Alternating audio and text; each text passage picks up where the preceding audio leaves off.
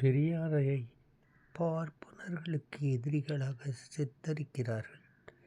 அவர் பார்ப்பனியத்துக்கு எதிரியே தவிர பார்ப்பனர்களுக்கு எதிரி அல்லர்.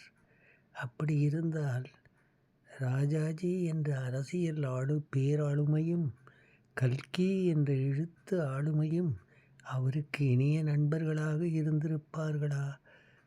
பெரியாருக்கு சட்ட ஆலோசகரே ராஜாஜி தான். அவர்களெல்லாம் என்ன சொரணை கெட்டவர்களா? எப்படிப்பட்ட தன்மானமிக்கவர்கள் இருவரும் தெரியுமா? அத்தகையவர்கள் நட்பு இருந்திருக்கிறது.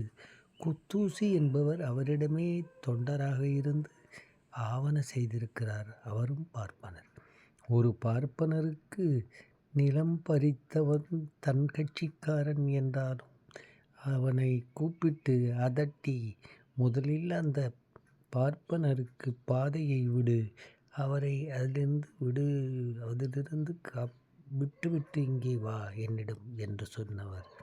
எனவே அவர் ஒரு ஜாதியத்துக்கு எதிரானவரை தவிர ஒரு குறிப்பிட்ட ஜாதியை மட்டும் அவர் குறிவைத்ததற்கு காரணம் அது மேலாதிக்கம் இருந்ததனால் மட்டுமே தவிர பெரியார் ஒரு சித்தரை போன்றவர்.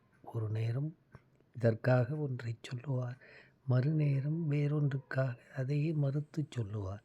சித்தர்களின் போக்கு பெரியாரின் போக்கிலும் இருந்திருக்கிறது என்பதே உண்மை.